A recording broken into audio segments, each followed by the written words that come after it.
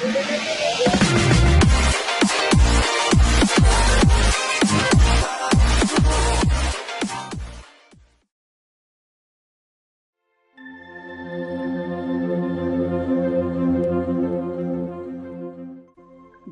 آزما قسط نمبر 15۔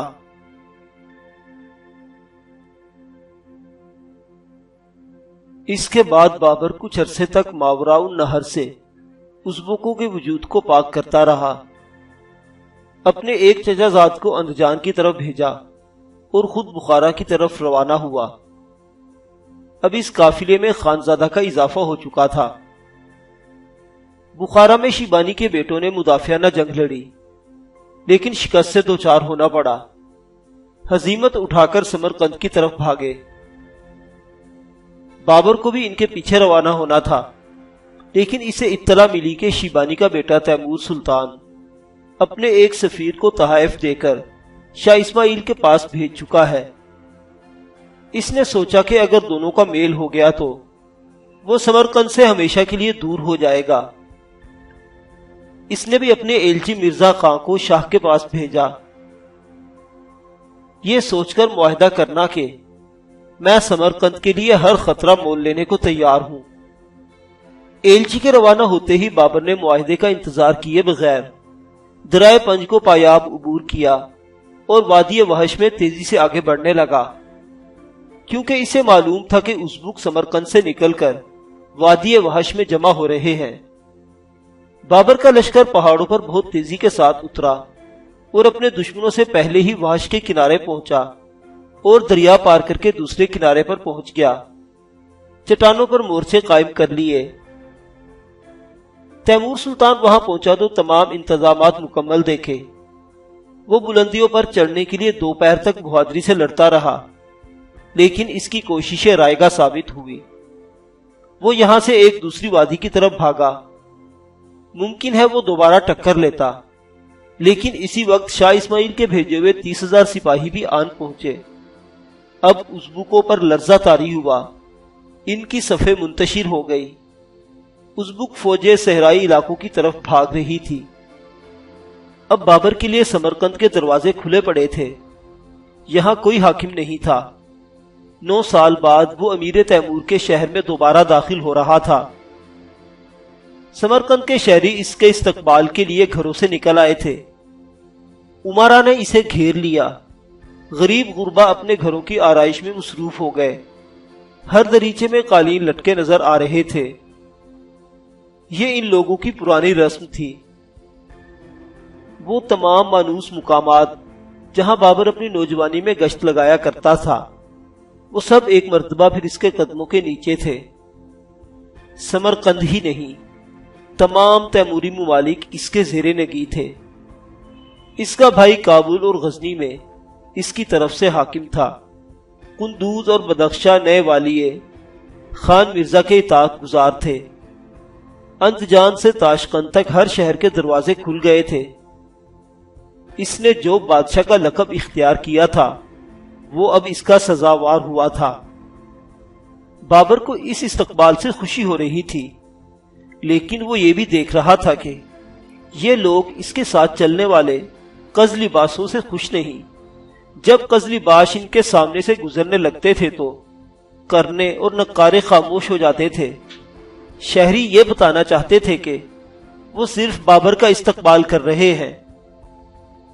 بابر کا ماتھا اسی وقت ٹھنکا تھا۔ یہ لوگ قز لباسوں کو برداشت نہیں کر رہے ہیں تو شاہ اسماعیل کے خلوص کو کیا برداشت کریں گے؟ یہ دوستی زیادہ دیر چلنے والی نہیں لگتی۔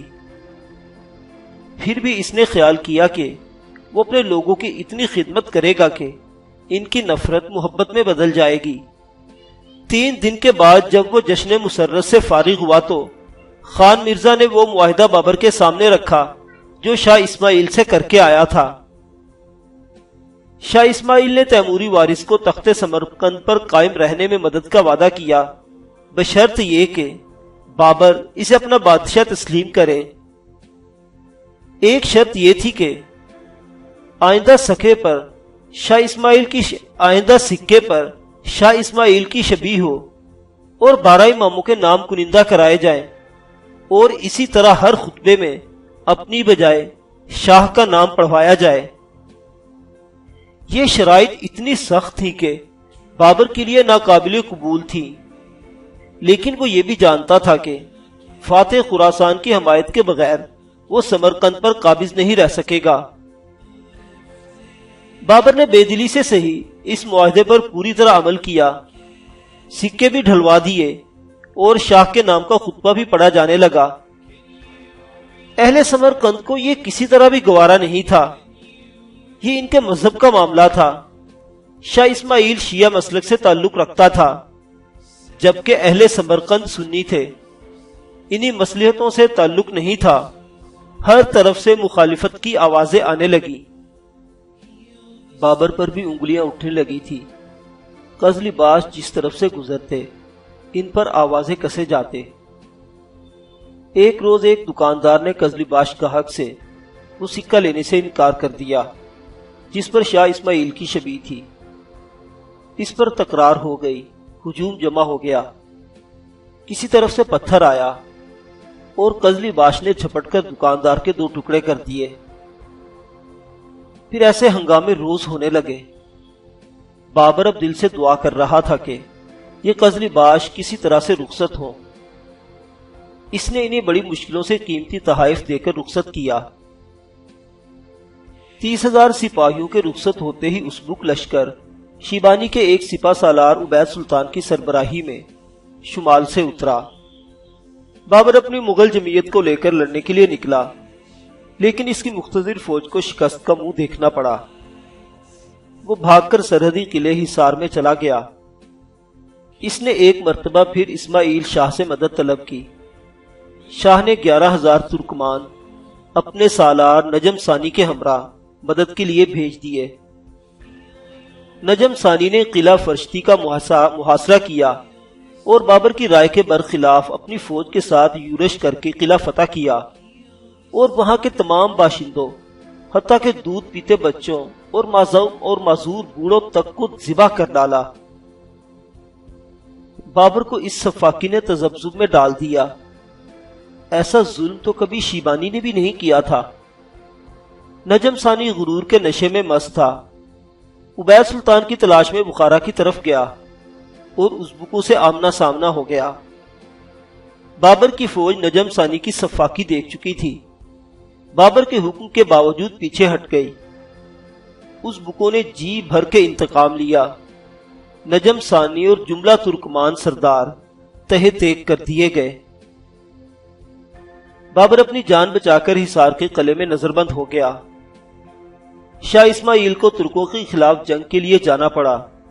ازبکوں کی بن آئی۔ بابر اپنے 7,000 کے لشکر کے ساتھ ایک مرتبہ پھر بے یار و مددگار رہ گیا۔ وہ سمجھ گیا تھا کہ قدیم سلطنت کے کسی خطے پر بھی قبضے کی امید نہیں کی جا سکتی۔ اس نے سمرقند کے محلات اور ہرات کے باغوں کو خیر باد کہا اور کابل کو واپس روانہ ہو گیا۔ اس کی قدیم میراث ازبک اور ایرانیوں میں بٹ گئی تھی اور اسے واپس لینے کا کوئی امکان نہیں تھا۔ البتہ بدخشاں کی مستور وادی باقی تھی اور اس نے پوری استقامت سے اس کے پہاڑی راستے کھلے رکھے۔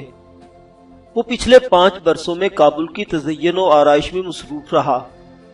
خانزادہ کے لیے محل باغ دلکشا بنایا، اپنی تینوں بیویوں کے لیے الگ الگ محلات بنوائے۔ اس عرصے میں اس کے 2 بیٹے اور ہو گئے تھے، ہندال اور عسکری۔ اس عرصے میں اس کے 2 بیٹے اور ہو گئے تھے، ہندال اور عسکری۔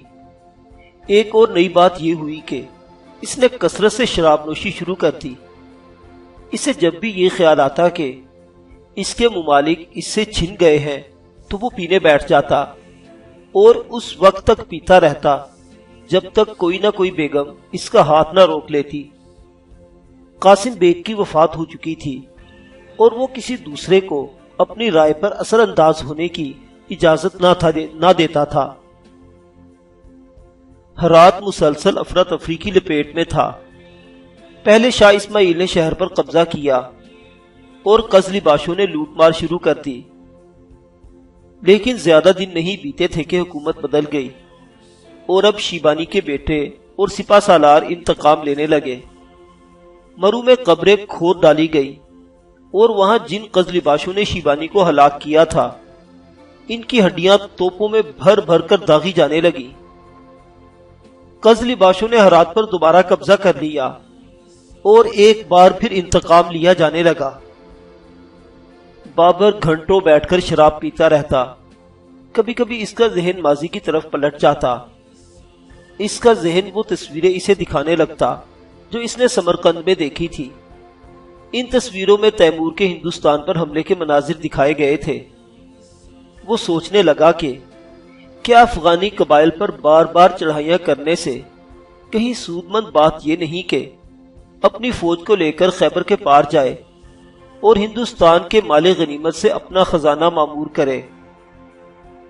وہ خراسان، بدخشاں، کابل اور خاص طور پر شمالی ہندوستان کو ملا کر ایک عظیم الشان سلطنت قائم کرنے کا خواب دیکھنے لگتا تھا۔ اس مقصد کے لیے وہ خود دریا سندھ کے علاقوں میں گیا، اپنے کچھ جاسوسوں کو ہندوستان بھیجا کہ لودھی حکومت کے بارے میں معلومات فراہم کرتے رہے۔ بہت سے جاسوسوں نے وہاں ایسے لوگ تلاش کر لیے تھے جو بابر کے یا کسی بھی بیرونی حملہ آور کے حق میں نظر آتے تھے۔ اس طرف سے امید بندی دیکھ کر بہت سے اہم لوگ دہلی کے سلطان ابراہیم سے تنگ آ کر کابل آ گئے تھے۔ ہندوستان سے جو خبریں آ رہی تھی ان سے یہی معلوم ہوتا تھا کہ محیب خانہ جنگیوں کا دور دورہ ہے۔ یہ اچھا موقع ہے جب کوئی وہاں جائے اور سارے ملک کو متحد کر دے۔ بابر کا خفیہ منصوبہ زیادہ دن خفیہ نہ رہ سکا۔ سب سے پہلے اس کا انکشاف خانزادہ پر ہوا، اس لیے نہیں کہ بابر نے اسے بتایا ہو، بلکہ یہ انکشاف اس لیے ہوا کہ اس کی محبت بھائی کی حرکات و سکنات کے گرد پہرا دیتی رہتی تھی۔ وہ نظر رکھتی تھی کہ بابر اب کیا سوچ رہا ہے۔ وہ اپنی زندگی میں اتنے نشیب و فراز سے گزری تھی کہ محلاتی سازشوں کا اسے غیر معمولی ادراک ہو گیا تھا۔ جب سے وہ کابل میں تھی اس نے ایسے لوگ اپنے گرد جمع کر لیے تھے جو اسے پل پل کی خبریں پہنچاتے رہتے تھے۔ خانزادہ کو معلوم ہو گیا تھا کہ اس کا بھائی ہندوستان جانے کے خواب دیکھ رہا ہے، لیکن وہ اس سے پوچھتے ہوئے گھبرا رہی تھی کیونکہ بابر اسے راز رکھے ہوئے تھا۔ پھر اس نے ایک روز کسی اور طرح سے پوچھا۔ اس نے اپنے بھتیجے ہندال کو کچھ سکھا دیا۔ وہ 8 سال کا بچہ تلوار لگا کر باپ کے سامنے پہنچ گیا۔ اس کے ہاتھ میں ایک کتاب ظفر نامہ تھی۔ اس میں ہندوستان کے حالات اور کچھ تصویریں تھی۔ یہ شیر ہے نا؟ ہاں، اسے شیر کہتے ہیں۔ میں نے سنا ہے یہ ہندوستان میں پایا جاتا ہے۔ آپ نے بالکل ٹھیک سنا ہے۔ آپ اس سے ڈرتے ہیں؟ تمہارا باپ شہنشاہ کابل ہے، کسی سے نہیں ڈرتا۔ پھر آپ ہندوستان جائیں اور مجھے بھی لے جائیں۔ میں اس تلوار سے اس جانور کا سر قلم کروں گا اور ہاتھی کی سونڈ اڑا دوں گا۔ مرزا، ہم ہندوستان جانے کی تیاری کر رہے ہیں، بس سمجھو چلے گئے، تم وہاں شیر کا شکار کرنا۔ جب یہ باتیں ہو رہی تھی خانزادہ ایک پردے کے پیچھے چھپی ہوئی تھی، فوراً سامنے آ گئی۔ کہاں جانے کی باتیں ہو رہی ہے؟ کیا ماوراء النہر چھوٹا پڑ گیا؟ صاحبزادے ہندوستان جانے کی ضد کر رہے ہیں تو کر دیجئے نا فرمائش پوری۔ جی تو یہی چاہتا ہے آپا جان، ماوراء النہر واقعی چھوٹا پڑ گیا ہے۔ میرے بھائی، میں اب کسی بھی ایسے خواب سے ڈرنے لگی ہوں جس میں تلواریں نظر آتی ہوں۔ عظیم الشان فتوحات میں تلواروں کا دخل تو ہوتا ہے۔ میں اپنی زندگی میں اتنا خون بہتا ہوا دیکھ چکی ہوں، اب جنگ و جدل کے نام سے بھی کانپ جاتی ہوں۔ کیا آپ نے دیکھا نہیں کہ دریا کا راستہ اگر روک دیا جائے تو وہ دوسری طرف بہنے لگتا ہے؟ ماوراء النہر ہمارے ہاتھ سے نکل گیا اب ہم ہندوستان جائیں گے اور ایک عظیم مغلیہ سلطنت کی بنیاد رکھیں گے۔ کتنا خون بہہ جائے گا اس وقت تک۔ ہندوستان کی خانہ جنگیوں میں کتنا خون بہہ رہا ہے، میں تو اس خون کو روکنے کا سبب بنوں گا۔ میں کوشش کروں گا کہ پورے ملک کو متحد کر دوں۔ میرے عظیم بھائی، اپنا ملک پھر اپنا ہوتا ہے۔ آپ اگر کامیاب ہو بھی گئے تو ناموری کے سکے آپ کی جیب میں نہیں آئیں گے۔ تاریخ یہی کہتی رہے گی کہ آپ نے کسی کی زمین پر قبضہ کیا تھا۔ یقین کیجئے، ہم وہاں مال و دولت کی ہوس میں نہیں جا رہے۔ میں ایک عظیم سلطنت قائم کرنے جا رہا ہوں جس کے میں ہمیشہ سے خواب دیکھتا رہا ہوں۔ یہ بات آپ سے زیادہ کون جانتا ہوگا؟ میں تو اپنے بھائی کی زندگی چاہتی ہوں۔ کئی ہندو راجا اور مسلمان حکمران مجھ سے معاہدہ کر چکے ہیں، ہم ابراہیم لودھی کے خلاف متحدہ لشکر کشی کریں گے۔ یہ افغان میرے لیے نہیں ہے، ان سے مقابلہ کرنا میں خوب جانتا ہوں۔ آپ یہاں کیا برے ہیں؟ ہم سب ایک ساتھ رہے تو کتنا اچھا ہے۔ ہم وہاں بھی ایک ساتھ رہ سکتے ہیں۔ آپ قندوز، قندھار اور بدخشاں سے لے کر کابل تک کی حکمران ہیں۔ کابل کو آپ نے کتنی ترقی دی ہے۔ کیا یہ سب کچھ بہت نہیں؟ اس کے باوجود میں مجبور ہوں۔ سرکش قبائل میرے چاروں طرف موجود ہیں۔ کابل میں غلہ کم ہے، پتھریلی زمین کو کیسے سرسبز کروں؟ اتنی آمدنی نہیں کہ صاحبان علم کو بلاؤں، معماروں کو طلب کروں۔ میں کابل اس لیے آیا تھا کہ میں اسے ہرات و سمرقند کی طرح پر رونق بنا دوں گا۔ یہ مواقع مجھے نہیں ملے، یہ مواقع مجھے ہندوستان میں ملیں گے۔ میں نہیں تو میری اولادیں یہ کام کریں گی۔ آپ وہاں تلوار کے بغیر حکومت نہیں کر سکیں گے۔ تلوار اور کتاب میں بہت فاصلہ ہوتا ہے۔ تو آپ اس لشکر کشی کے خلاف ہیں۔ میں لشکر کشی کے نتائج سے خوفزدہ رہتی ہوں۔ اس کے علاوہ میرا ہمایوں بھی مجھ سے دور ہو جائے گا۔ آپ بھی تو ساتھ ہوں گی۔ میں مرزا کامران کو قندھار کا صوبیدار بنا دوں گا، وہ اپنے ساتھ عسکری کو بھی لے جائے گا۔ ہندال کی سرپرست اس کی ماں ہوگی۔ خانزادہ نے دیکھ لیا تھا کہ بابر نے تو پورا نقشہ پہلے ہی تیار کر لیا ہے، لہٰذا اس نے چپ رہنے میں آفت سمجھی، کیونکہ وہ جانتی تھی کہ اس کا ضدی بھائی جس کام کی ٹھان لیتا ہے پھر اس سے پیچھے نہیں ہٹتا۔ خانزادہ بیگم نے اتنی ٹھوکریں کھائی تھی کہ اب 20 سال کی فراغت کو بھی اس کے خوف کو دور نہیں کر سکی تھی۔ وہ یہی چاہتی تھی کہ اس کا جنگ آزما بھائی اب کسی مہم پر نہ نکلے، لیکن اس کے چاہنے سے کیا ہوتا ہے۔ انہی دنوں سلطان علاء الدین کابل آیا اور دہلی کی تسخیر کے لیے مدد چاہی۔ معتبر افغان امیر دولت خان کا خط بھی بابر کے نام آیا، جس میں سلطان ابراہیم بادشاہ دہلی کی بدسلوکیوں کی شکایت کی گئی تھی۔ بابر نے اب پوری طرح ہندوستان کا عزم کر لیا۔ اس کا شوق سفر ایسا تھا کہ صرف 7000 لڑاکے لے کر ہندوستان کی عظیم افواج کا مقابلہ کرنے کے لیے روانہ ہو گیا۔ ولی عہد ہمایوں اس کے ساتھ تھا۔ شاہی لشکر سیالکوٹ پہنچا تو سلطان علاء الدین خدمت میں حاضر ہوا۔ جب لاہور پہنچا تو وہاں کے مقرر کردہ حاکم حاضری خدمت ہوئے۔ جس دن اس نے دریائے سندھ عبور کیا تو اس کی فوج میں 10,000 سواروں پر مشتمل تھی۔ جاسوسوں نے خبر دی کہ سلطان ابراہیم 1,00,000 سواروں اور جنگی ہاتھیوں کی ایک بڑی تعداد لے کر دہلی سے پانی پت پہنچ گیا ہے۔ بابر بھی سرہند پہنچا اور وہاں سے سلطان ابراہیم کی سرکوبی کے لیے روانہ ہوا۔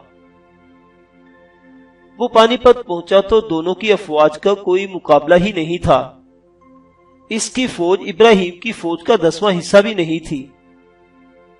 اس کے ساتھی ہراساں تھے اور اسے لوٹ چلنے کا مشورہ دے رہے تھے، لیکن وہ جنگ آزما بضد تھا کہ صف آرائی کی جائے۔ جب مقابلہ ہوا تو دونوں طرف سے فوجیں غضبناک موجوں کی طرح بڑھیں، صفوں سے صفیں ٹکرا گئی، تا حد نظر خون کے فوارے چھوٹتے نظر آنے لگے۔ یہ معلوم ہوتا تھا زمین پر زلزلہ آ گیا ہو۔ دوپہر ہوئی نہیں تھی کہ ہزارہ آدمیوں کے سر اڑ گئے، ہزاروں گھوڑوں کی ٹاپوں کے نیچے کچلے گئے۔ 1,00,000 اور 10,000 کا کوئی مقابلہ ہی نہیں تھا۔ چغتائی لشکر پھریرے اڑاتا ادھر سے ادھر دوڑ رہا تھا۔ دوپہر کے بعد سلطان ابراہیم کسی کو میدان میں نظر نہیں آیا۔ سب کا خیال یہی تھا کہ وہ مارا گیا۔ بابر کے لشکر جنگ میں مصروف تھے اور وہ خود چند ساتھیوں کو لے کر سلطان ابراہیم کی تلاش میں نکلا۔ ایک جگہ بابر کی نظر سلطان ابراہیم کے سر پر پڑی اور بہادر لشکر نے باگیں کھینچ لی۔ فتح کے شادیانے بجا دیے گئے۔ اس دن 15-16 ہزار پٹھان راجپوت اور میواتی قتل و گرفتار ہوئے، باقی اپنے اپنے علاقوں کی طرف بھاگ کھڑے ہوئے۔ فتح کے بعد بابر نے ہمایوں کو آگرے کی تسخیر کے لیے روانہ کیا اور خود دہلی کی طرف کوچ کر گیا۔ دہلی پہنچ کر شیخ زین الدین کو حکم دیا کہ وہ ظہیر الدین محمد بابر بادشاہ کے نام کا خطبہ پڑھے۔ دوسرے دن بابر نے دہلی کی قلعہ شاہی، محلات اور باغات کی سیر کی اور مزارات کی زیارت کے لیے نکلا۔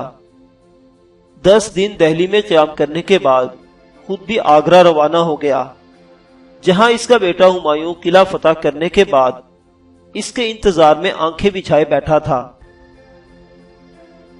ہندوستان صرف آگرہ اور دہلی کا نام نہیں تھا، وہ اپنی موت تک اپنے خواب کی تکمیل کے لیے جنگ آزمائی کرتا رہا اور مغلیہ سلطنت کے بانی کی حیثیت سے اس کا نام ہمیشہ کے لیے محفوظ ہو گیا۔